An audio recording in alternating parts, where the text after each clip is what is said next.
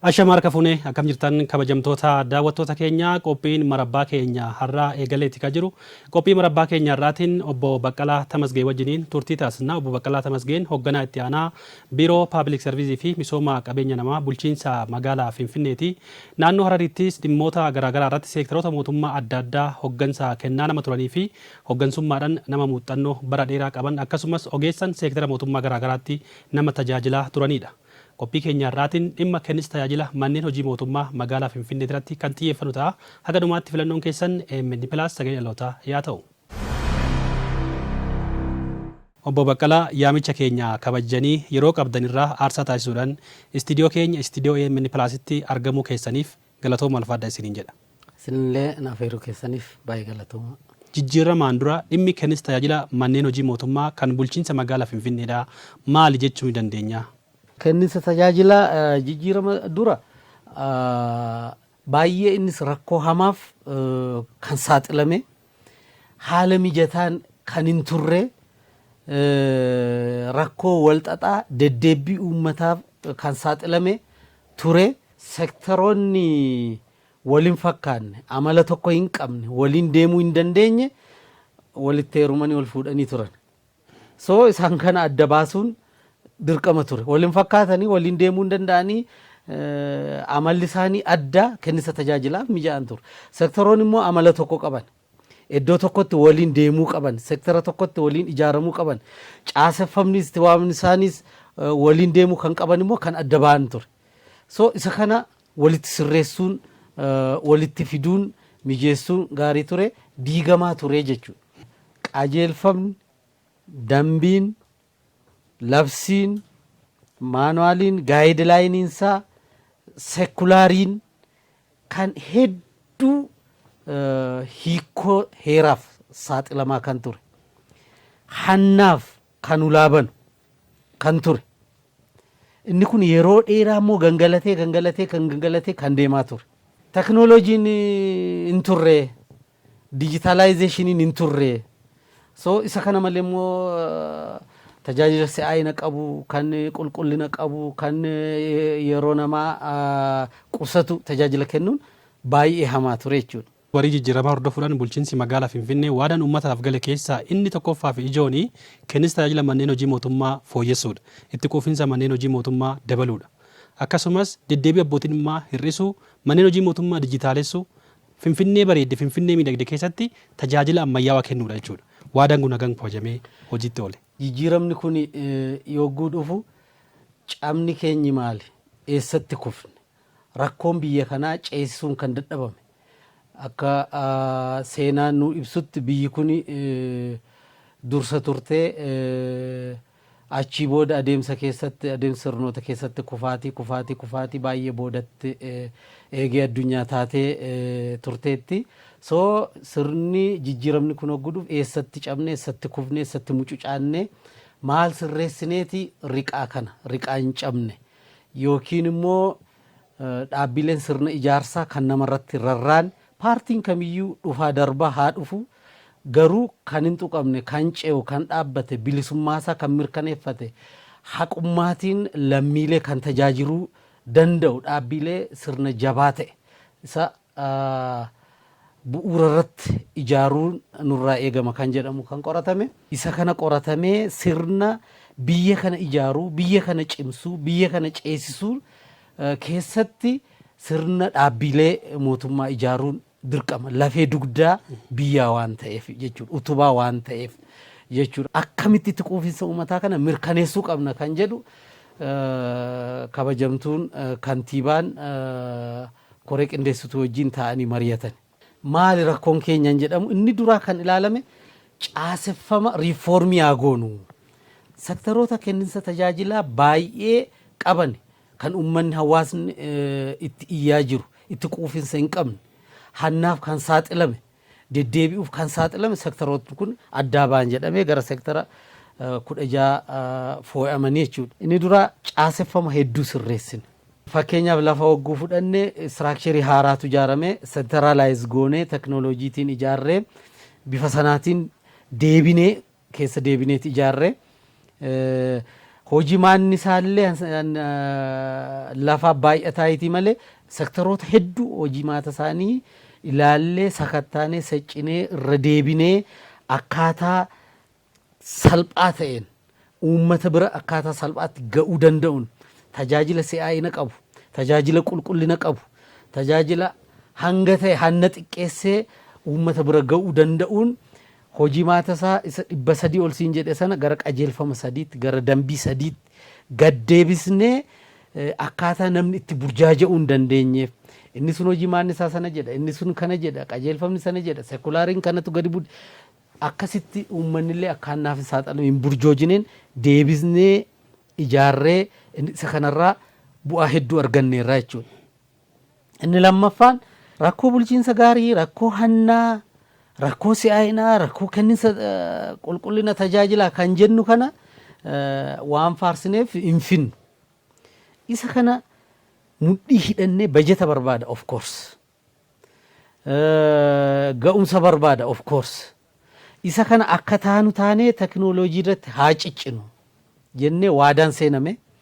Of course gara teknooloojii 400 ol sektaroonni amma naannoo 40 irraa kaane achi geenyeerra. Hojjetaan mataansaa aadaan beekne waan haaraatu natti dhufe waan barame hanbiraa jira hin jedhu mufiin tokkon ture garuu hudduu duban deebine ga'oomsaa, leenjisaa, hubachiisaa, gorsaa, dandeettiisaa cimsaa itti deemnee har'a teknooloojiitiin boquu ol qabannee bifatti dubbachuu dandeenyuun hojii bal'aan hojjetameera jechuudha gama kanaanis. Jijjiirama dura sektaroonni mootummaa jiru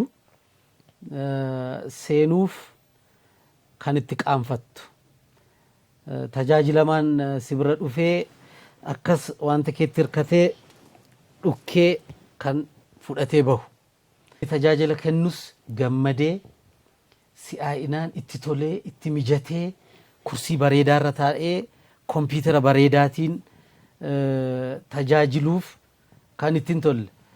Tarii huccuu uffatee dhufe guyyaa lamaa booda kan itti huccuu isaa jijjiirachuu guyyaa tokko booda kan itti dirqamu burkutaa'aa kan nama qaanessu ture. Tuni akka biyyaatti biiroo muummee ministeerarraa eegale. Akka naannoo Finfinneetti kantiibaarraa eegale. Biiroo qulqullaa'aa ta'e, bareedaa ta'e, mijataa ta'e, hawwataa ta'e, tajaajilmaan kan itti gammadu, ifni isaa, lee'aawwatiinsaa, kursiinsaa, kuma ta'e waliin beennu biiroon kantiibaa. Achiitii saampilii moodelii ta'ee kabajamtu kantiibaan achiitii eegarte. Isa kana babal'isuu qabnaa. Waa'ee nootti erga achitti danda'ame maaliif sektarri hundi gochuu hin dandeenyu? Warraaqsa uumnee jechuudha bifa kanaati. Bifa kanaan amma biirooleen baay'een isaanii harki 96 istaandardii nuti seet goonee hogguu sana keenya guuttatanii jiru. Hojjetaan kan keessaa baqatu otoo hin ta'in keessa taa'ee kan yaada maddisiisu. Kan biiroo turi hin bayin namaan jedhu biiroon tokko. Kun jijjiirama maal fide? Kun jijjiirama kennisa tajaajilaa irratti hiikoo guddaa fideera. Tajaajila maanirree seenee gammadee fuula ifaatiin kan seenee tajaajila argachuu danda'u. Hojjetaan immoo kan biiroo keessaa baqatee sababa shayiitiin sababa adda addaa uumee kan keessaa baqatee kaaffee taa'u iddoo adda addaa kan baqatu otoo hin ta'in akka inni tasgabbaa'ee taa'ee tajaajilu dandeesseera. Fakkeenya xiqqoo sii kaasa. Bara 2016 mee hangamtuu gaggeessaa humtuu hojjetaan biiroo taa'ee tajaajilamaa simatee tasgabbaa'ee taa'ee tajaajila jennee tirees goonee turree harka 62.8 qofaatu biiroo taa'aa ture. Faaktoriin inni tokko go'a isa kan. Amma sadarkaan amma nuti irra geenye harka 96 namni biiroo taa'ee kennisa tajaajilaa kennaa jira jechuudha. Biiroo akka inni turuu dandeessa taasiseera. Kennisa tajaajila dijitaalessuudha wal qabatee tarkaanfii olaanaa mootummaan bulchiinsi magaalaa Finfinnees fudhate keessaa tajaajila iddoo tokko masoob mijeessuudha. Magaalaa Finfinnees addis masoob hundeessuudhaan gara hojiitti galameera jechuudha. Kun bu'aa maalii fidee har'a addis masoob maalirra jira? Egaa dijitaalii irraa eegalle dhaabbiilee garaagaraa irratti yaalle dhaabbiilee garaagaraa irratti erga yaallee booda tajaajiloota dijitaalaayizii ta'an immoo gara wiirtuu tokkootti gara Masoobiitti haa galchinu jennee eegallee jechuudha. It is very success kan itti boonnu kan boqootti waadaan seename tokko kan isa kana kantiibaan angalibsuu ijaarraatii hin maqsan hordofu hin deeggarus. So kanarraa kaanee yeroo jalqabaaf head office irratti haa yaallu jenneen. Head office irratti dhaabbilee 13 sektara financial institution financially 2 kan federaalaa 3 jennee galchine jechuudha. Kana jennee dhaabbilee 13 eegalle tajaajila 707 eegalle egaa tajaajila Masoomii yaa'u Azerbaijaan irraa muuxannoo fudhannee isa kanarratti ciccinee halkanii guyyaa hojjenne egaa yeroo fagoo miti kana kan siyaasaa jiru. Phaagumee irratti eegalle kan baranu eegallee inni nu milkaa'e. Sektara 13 so amazing waan keessa turre waan beeknu itti quufansi uummataa waan keessa turre waan beekuuf faayila tokko bara argachuuf ji'a 2 deddeebi'a. Iddoo jiru hin beekamu awutoomeetiin taane teknooloojiitiin waliin qaban namni qisaasamaa ture waan ta'eef dhaabbilee 13 yogguu finnu namni dhaabbilee 13 irraa tajaajila barbaadu dhaabbilee 3 deddeebi'uu qaba. Dhaabbilee 3 Finfinnee keessatti jaamii tiraafikii wajjin wal qabate yeroo jiru wajjin wal qabate guyyaa meeqatti gahuu dandeessa?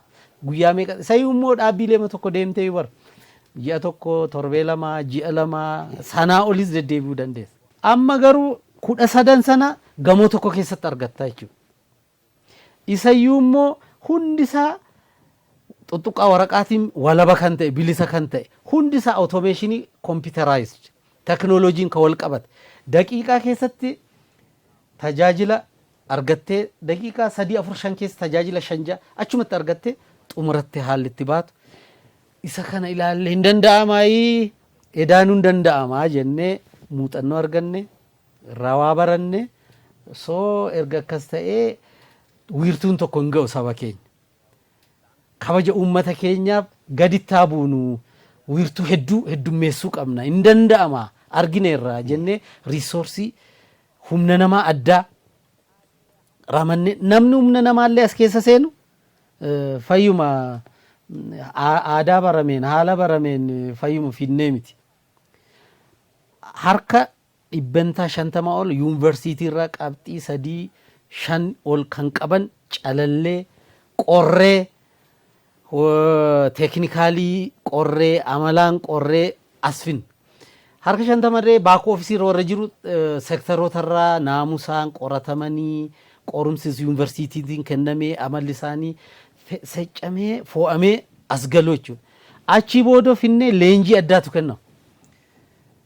Fakkeenyaaf leenjiin jalqabaa amma biyya kana keessatti bu'aa qabeessa kan jennu akkuma biyyaattu bu'aa qabeessa kan jennee kennisa tajaajilaatiinis Afrikaa keessatti dursa kan jennu tokko ayyar mangadiiti.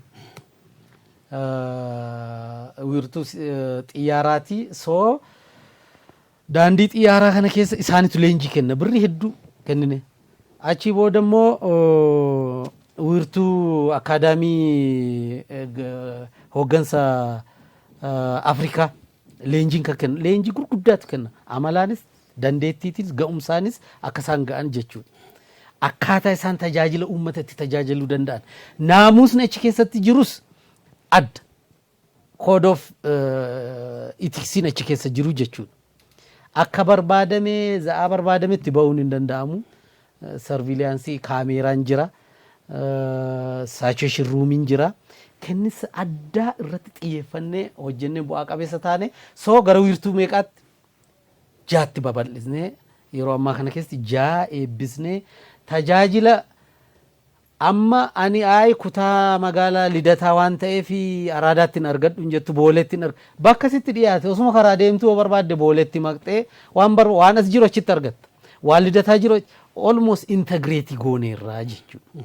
Marsaa sadaffaaf 5tu nu hafa baatii tokko keessatti hin eebbisna jennee halkanii guyyaa hojjechaa turra. So wiirtuu bulchiinsa magaalaa 11 irrattu ol geessisnaa jechuudha. Sanbira darbuun immoo awutoobisiidhaan socho'aadhaan kutaalee magaalaa keessatti aanaa barbaadde yoo jiraatte lafa barbaadde yoo jiraatte itti gortee illee tajaajilli kennamuu eegaleera. Dhimmi tajaajila socho'aa kun maalidha?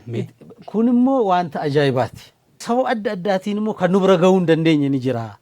Kan qaama hir'uu ni jira, dhukkubsataan ni jira, kan sireerraa hin kaane ni jira, kan umuriitiin raagee ni jira. Iddoo tokko tokkotti immoo rakkoon hubannoo ni jira. Maaliif nuti gara saba keenyaa hin deemnu jennee teknooloojii hunda wiirtuu Mosoobii keessa jiru immoo makiinaa keessatti inistool goonaa jenne. Hin danda'ame kunis yeroo darbe muummichi ministeeraa eebbisee teessi goonee tajaajilli hundi mataa waraqaa eenyummaa yoo barbaadde achitti argamu. Tiin nambarii yoo barbaadde achitti argachuu dandeessa. So isa kana yeroo jalqabaaf dhaabbilee 8 tajaajila 48 gara wiirtuu konkolaataa Mosoobii kana keessatti galchinee yeroo darbe akkuma argite kantiibaan keenyarree waraqaa eenyummaa achumatti haaromsatanii ba'anii inni kunis danda'ameera. So inni kun hansi ajaa'ibu neetworkiin hin jiru, elektirikiin addaan citerree jechuu hin dandeessu. Because of tokkoffaa soolaariitiin yoo roobni 3 guyyaa 3-4 roobeerree cituu danda'a yoo jenne immoo baakaappii chaarjii hedduu kan qabu achi keessatti UVtiin wal qabsiisnee akka addaan hin cirre jenereetarri jira. So by any means rakkoon biyya kanaan ture kana miti. Neetworkiin hin jiru, sisteemni hin jiru. Maar of eeggannoo guddaatiin kan hojjetame yoomiyyuu taanaan kan adda cituu hin dandeenye. So yeroo darbe Jarman dabaabaa irratti tajaajilli kennamaa ture. Anillee deemeen ture. Namni rifate. Daqiiqaa tokkotti maaltu uumame daqiiqaa tokkotti kunuuti daqiiqaa tokkoon turre tiin nambarii fudhadhe. Waraqaa eenyummaa achitti barre 2-3 dhiisee deddeebi'ee hiriira isaa dadhabee nuffee waan asitti kunoo waan ajaa'ibaa argine uummatatu dhugaa ba'aa jira. Itti quufamsi uummataa 98 iddoo tokko tokkotti 99. So uummanni waan keessa ture waan beekuuf itti quufamsaa amma kanaa galmeessamee hin beeku. So amazing. Kana ana miti. Kana teknooloojiin kan mirkanaa'ee jechuudha. Dhimmi ijaarsa dhaabbilee mootummaa fi kennis tajaajila manneen hojii mootummaa fooyyessuu, dijitaalessuu, ammayyoomsuu kuni bulchiinsi magaalaa Finfinnee guutumatti keessaa baheera jechuu dandeenya. Moo wanni isaafuu jira? Baay'een nuuf jalqabbiidha. Dijitaalaayizii gochuun harka 50 ol ammarree nuufaa kaayyoon keenya, galmi keenya, karoorri keenya Finfinnee keessatti kenninsi tajaajila uummataaf kennamu hundi dijitaalaayizii gochuun hin danda'ama. Isa kana immoo xuqnee argineerra. Teesti goonee mirkaneessineerra. Isa kana keessatti seektaroonni hundi waan qaban hunda gara dijitaalaayizeeshiniitti galchuu qabu. Tajaajilli kun immoo gara Mosoobiitti galchaa deemuun itti fufa. Gara fuulduraatti hanga aanaatti gadi bu'ee darara uummata keenya, deddeebi'ina uummata keenya, rakkoo wal xaxaa hamaa uummanni keenya keessa darbe gammachiisuuf gammadee akka jiraatu, gammadee kokkolfee akka gara keenya dhufu, gaddiif duumessi isarraa kaasnee hanga isaan hundatti itti gammadanitti hin boqonnu. Kennis tajaajila ammayyoomsuu fi dijitaalessuun qofti gahaa miti. Hojjetaan achi keessa jiru ammayyaa'utti jiraata. Hojjetaan gahumsa qabu, beekumsa qabu, waa hubachuu danda'u, teekinooloojiitti kan madaqe manneen hojii mootummaa keessatti ramadamee tajaajila kennuutti jiraata jechuudha. Dhimmi fo'annoo fi ramaddi hojjetaa mootummaa amma magaalaa Finfinnee keessa jiru maaltu jira? Maal jechuu ni dandeenya? Namni tokko tokko akaadaamikaalii is very competent, is very skilled, knowledgeable, but amalli isaa immoo kan fuuluma isaa hogguu laaltu kan hulaarraa si deebisu.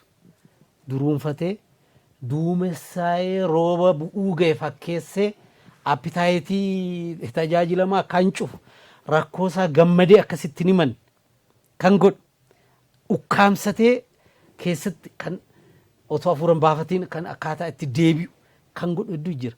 So ga'umsaaf naamusa gaarii amala gaarii ijaaruun dirqamata. Isa kana argine so akkamaa goonu jennee kanas kallattiin akka magaalaatti taa'ee yaalii gooneer. Iskiildi akka inni ta'u waanuma irratti ramadame waan hojjetu hojii maataa kan labsiitiin isaaf kenname isuma kana irratti ga'umsa isaa sakatta'uuf yuunivarsiitii Finfinnee Kotobee Astuu wajjin wal taane qorumsi akka kennamu goone yogguu sana harka 53 kan darbe. Amalas inni qorre inni kuni hanga ta'e nu tarkaanfachiiseera. Hanga ta'e immoo isa kanaan sirreessuu dadhabne immoo bakka inni danda'utti akka ramadamu hojii fi hojjetaan walitti fiduu rakkoo ture duraan. Namni tokko waan inni barate waan biraa waan inni hojjetu waan biraa waan waliin argine. So isa kanarree hojii fi hojjetaa wal simsiisuu walitti fiduufirree hojii bal'aatu hojjetame. Yaa ta'u mee toora kanatti keessattuu dhimma qormaata kanaa wal qabatee bulchiinsi magaalaa Finfinnee hojjettoota mootummaa seektara isaa keessa jiru qormaataan calalaa jira. Kan qormaata dadhabee inni ramadamaa kan hin dabarre immoo gaggeessuuf jira mootummaanii hojii raari'uuf jira mootummaanii jedhee ololli deemullee tureera jechuudha. Har'as ni jiraata ololli akkasii. Moo hojjetaaf hojjisiisaa waliin ga'uudhaaf waan hojjetame immoo dhuguma akkuma namni jedhu kana hojjetaa ga'umsa hin qabne kan qorumsa sana dabarre gaggeessuuf hojjetame laata. Kaayyoon keenya hojjetaa ari'uu miti. Kaayyoon keenya hojjetaa gadi buusuu miti. Hojjetaa nama tokko miindaa isaa irraatiin ta'u. Kan ga'umsa qabu bakka isaaf malu bakka inni saffisaa tajaajila uummataa mirkaneessuu danda'utti bakka inni ga'umsa isaa more skilled ta'etti ramaduu.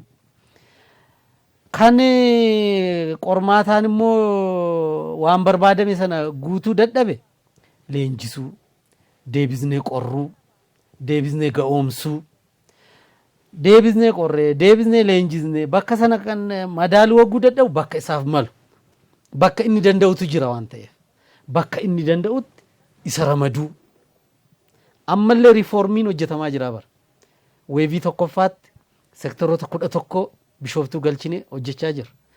Sektoroota 11 keessaa gara tajaajila 1235 adda baasnee jira. Kaataaloogii tajaajila kaataaloogii hojjennee jira. Caaseffama haaraatti hojjechaa jira.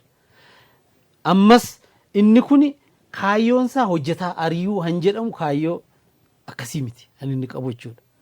Sektara tokko irratti humnaa ol hojjetaa jira waan hojjetu hin qabu. Iddoo tokko immoo riil hanqinni hojjetaatu jira. Isa kana ol simsiisuuf iddoo hanqinni jirutti iddoo raafaatii fuunee bakka sanatti finna. Iddoo raafaa ta'e immoo achi fuunee bakka kanatti fiduu humna namaa wal simsiisuuf hojiilee bal'aa hojjechaa turre malee kaayyoon keenya har'as isa sana miti. Egaa hojjetaan akkasitti gahoomee akkasitti manni hojii mootummaa keessatti dirqama itti kenname bahaa jiruu fi hawaasa tajaajilu kun immoo waa mootummaa irraa eeguu qabaa jechuudha. Dhugaadha diinagdeen biyya kanaa yeroodhaa gara yerootti dabalaa jira. Fooyyeensi diinagdee biyya kanaa fooyyeensi diinagdee magaalaa Finfinnee yeroo gara yerootti fooyya'aa jira. Qaala'insi jireenyaa immoo akkasuma yeroodhaa gara yerootti jijjiiramaa jira jechuudha dhaabbataa miti. Hojjetaan kun hin nyaata hin dhugaa waan ta'eef mana jiraatullee barbaada. Gama kanaan faayidaa hojjetaa kabachiisuudhaan wal qabatee biiroon keessan maal hojjetaa jira?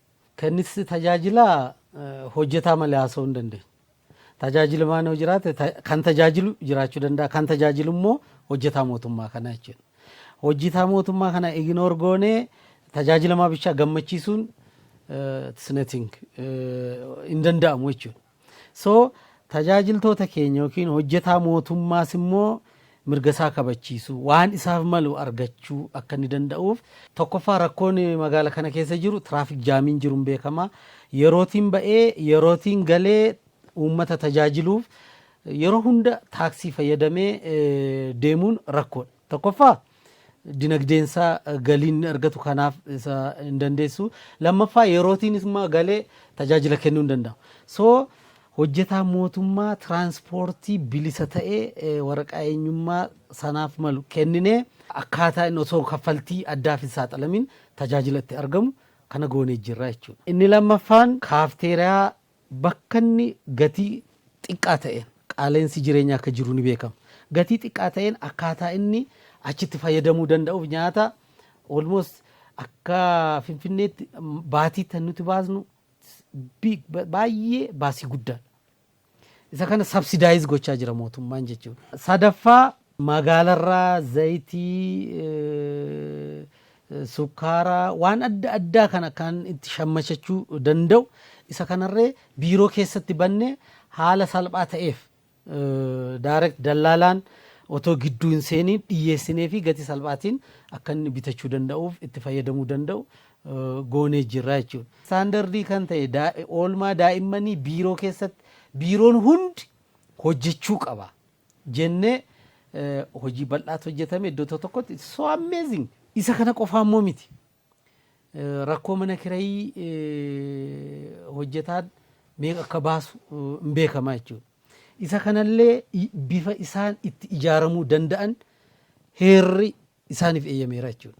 Obbo Baqqalaa Tamasgeen hoogganaa itti aanaa biiroo paabliik sarviisii fi misooma qabeenya humna namaa magaalaa Finfinnee yaamicha keenya kabajanii istiidiyoo keenyatti argamuudhaan odeeffannoo kenniinsa tajaajila manneen hojii mootummaatiin wal qabatu sinduu isin gaafanneef nu kennuu keessaniif ammas irra deebiidhaan maqaa daawwattoota keenyatiin galatooma ulfaadha isiniin jedha. Anillee waan asitti na affeertanii kenniinsa tajaajila magaalaa Finfinnee jiru keessa akkan ibsu na eeyyamtaniif galata guddaa qabdu. Kabajamtoota daawwattoota keenya qophii marabbaa keenya har'aatiin turtiin hoogganaa itti aanaa biiroo paabliik sarviisii fi misooma qabeenya namaa magaalaa Finfinnee obbo Baqqalaa Tamasgeen waliin taasisne kanneen hagammaatti daawwachaa turtanidha. Qophii keenyarraa barnoota hubannoo addaa argattaniitu abdii jedhu qabna. Torban keessummaa biraa qabannee mata duree biraatiin haga deebinutti nagaatti.